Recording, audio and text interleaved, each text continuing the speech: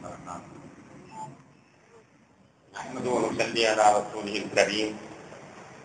أما بعد، فقد قال الله تعالى في كلامه القديم والفرقان المجيد: أعوذ بالله من الشيطان الرجيم. بسم الله الرحمن الرحيم. لا أقسم بهذا البلد وأنت حل بهذا البلد ووالد وما ولد. صدق الله مولانا العلي العظيم. اللهم صل على سيدنا محمد شمس الأنبياء وبدر المرسلين وكتب الأولياء وافتخار المتقين تاج الأمة شفيع المذنبين شفيعي يوم القيامة يا الله يا رب.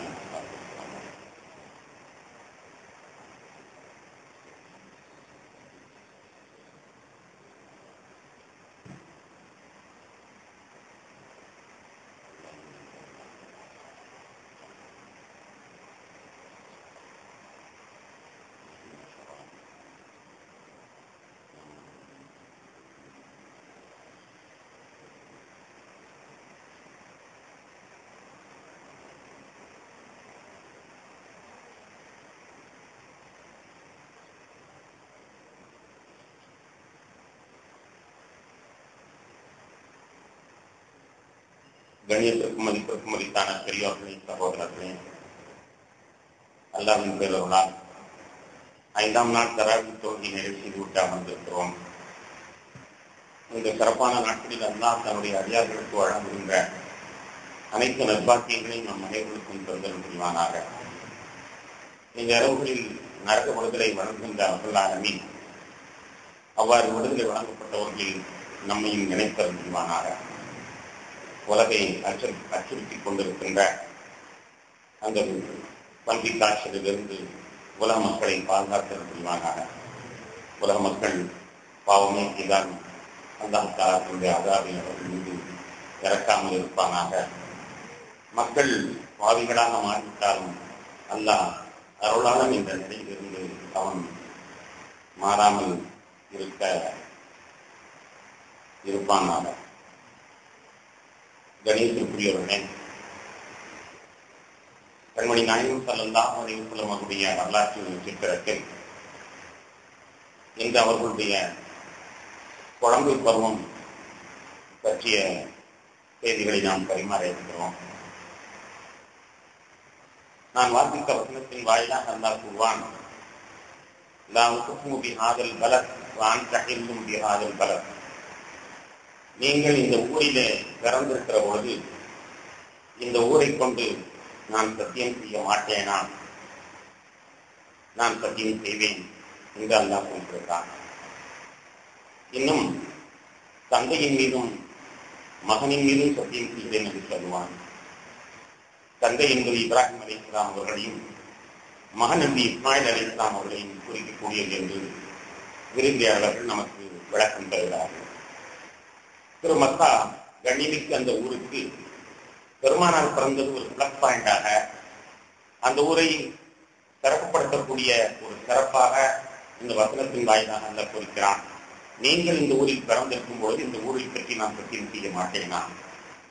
நீங்கள் இந்த ஊரிலே பிறந்திருக்கிறது என்று அங்கே மக்காவுக்கு சிறப்பு சேர்ப்பதற்காக வேண்டி பெருமானார் ஸல்லல்லாஹு அலைஹி வஸல்லம் சிறப்பை எங்கே நிகழ்த்தி இருப்பதாக கூறுகின்ற பொழுது நபிகள் நாயகம் ஸல்லல்லாஹு அலைஹி வஸல்லம் வருகையால் அந்த மக்கா மேலும் புனிதம் அடைந்திருக்கிறது என்பதை நம்மால் புரிந்து கொள்ள முடிகிறது.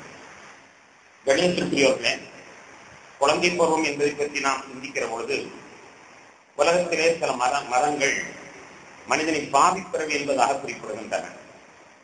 இஸ்லாம் மட்டும்தான் மனிதன் இஸ்லாமிய அடிப்படையில் புனிதனாகவே பிறக்கிறார் என்று தெளிவாக சொல்கிறது. குல்லு வலதில் யூரது வலல் இஸ்லாம் அலாஸ்திரட்டி. இஸ்லாமிய அடிப்படையில் தான் எல்லா குழந்தையும் பிறக்கின்றன. ஆனால் அதனுடைய பெற்றோர்கள் தான் அதை யூதர்களாகவோ கிறிஸ்தவர்களாகவோ நெருக்குவனங்களாகவோ மாற்றி விடுகிறார்கள் என்று கண்மணி நாயகம் ஸல்லல்லாஹு அலைஹி வஸல்லம் அவர்கள் தகவல் தெரிவித்து, குழந்தைகள் பிறக்கும் பொழுது அது தெய்வீகமாகவே எல்லா விதமான குற்றங்களை விட்டும் தூய்மையானதாக புனிதமாகவே பிறக்கிறது என்று இஸ்லாம் மட்டும் சிறப்பித்து மனித பிறப்பை சிறப்பித்து குறிப்பிடுகிறது. கணேசத்திற்குரிய பெருமக்களே, குழந்தையினுடைய இயற்கை தன்மையை சிறு குழந்தையாக இருக்கிற பொழுது அது நடந்து கொள்ளக்கூடிய முறை நாம் பார்த்தோமே ஆனால் தெய்வ சாயல், தெய்வத்தினுடைய கட்டளைக்கு அப்படி கட்டுப்படக்கூடிய ஒரு தன்மை அந்த குழந்தையிடத்தில் நாம் இருப்பதை காண முடியும். அது வளர்ந்து ஆளானதுக்கு பிறகுதான் பல பாவங்கள் பெற்றிக் கொள்கின்றன, பல தீய குணங்கள் அதில் குடிபெறுகின்றன. ஆனால் பிறந்த நேரத்தில் பார்க்கிற பொழுது அந்த குழந்தை புனிதமானதாகவே தெய்வீக அடிப்படையில் இருப்பதாகவே நமக்கு படுகின்றது. ஒரு சமயத்திலே இமாம் கஸ்ஸாலி ரஹ்மத்துல்லாஹி அவர்களிடத்துல ஒருவர் தன்னுடைய குழந்தையை கொண்டு வந்து பேர் வைத்து சொன்னார். அவர்கள் கண்மணி நாயகம் ஸல்லல்லாஹு அலைஹி வஸல்லம் அவர்கள் எப்படி பேர் வைப்பார்களோ அதே மாதிரி பேர் வைத்தார்.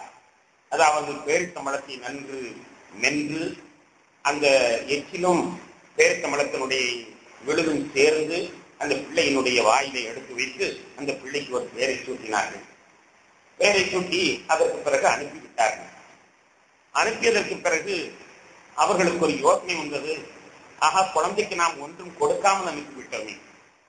நம்முடைய வீட்டுக்கு குழந்தை வந்தால் யார் குழந்தையாக குழந்தைக்கு ஏதாவது நம்ம கொடுக்கணும், ஏதாவது சாக்லேட், ஏதாவது தின்படம். குழந்தைகளும் பெரியவர்களையும் நாம் சந்திக்கிற பொழுது வெறுங்கையோடு சந்திக்க கூடாது என்பது நபிகள் நாயகம் ஸல்லல்லாஹு அலைஹி வஸல்லம் நமக்கு சொல்லித் தரக்கூடிய பண்பாடு. எனவே குழந்தை வந்துவிட்டு செல்லும் பொழுது வெறுங்கையில் அனுப்பிவிட்டோமே என்று எண்ணி அவர்கள் திரும்பவும் அந்த தகப்பன் அறையில் குழந்தையை கூப்பிட்டார்கள். வந்தார்கள். உடனே ஒரு தின்பட்டத்தை அந்த குழந்தையின் கையிலே எடுத்துக் கொடுத்தார்கள். எடுத்துக் கொடுத்தவுடன் அந்த குழந்தை வாங்க மறுத்தது. வாங்கிக்கோமா என்று திரும்பவும் சொன்னார்கள். வாங்க மறுத்தது. வாங்கிக்கோமா என்று மீண்டும் சொன்னார்கள். அப்பொழுதும் வாங்க மறுத்தது. உடனே தகப்பனாரை பார்த்தார்கள். தகப்பனார் வாங்கிக்கோ என்று சொன்னார். வாங்கி குழந்தைக்கு தின்பட்டத்தை கொடுத்தார்கள். இமாம் கஸ்ஸாலி ரஹ்மத்துல்லாஹி வந்து அழுக ஆரம்பித்து விட்டார். திடீரென்று அவர்கள் அழுவதை பார்த்தவுடன் வந்தவருக்கு ஒன்றுமே புரியவில்லை.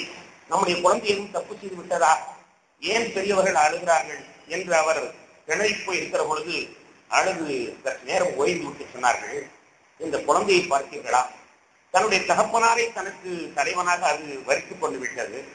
எனவே அந்த தகப்பனார் சொல்லாமல் வாங்கக்கூடாது என்ற பிடிவாதத்தில் அந்த குழந்தை இருக்கிறது. நான் முதலில் கொடுத்தேன் மறுத்து விட்டது, இரண்டாவது கொடுத்தேன் மறுத்து விட்டது, மூன்றாவது கொடுத்தேன் மறுத்து விட்டது. தகப்பனார் சொன்ன பிறகுதானே அந்த குழந்தை வாங்கியது. இதை போல நான் என்னுடைய இறைவனிடத்தில் இல்லையே. என் இறைவனை நான் தலைவனாக நான் தேர்ந்தெடுத்திருக்கிறேன்.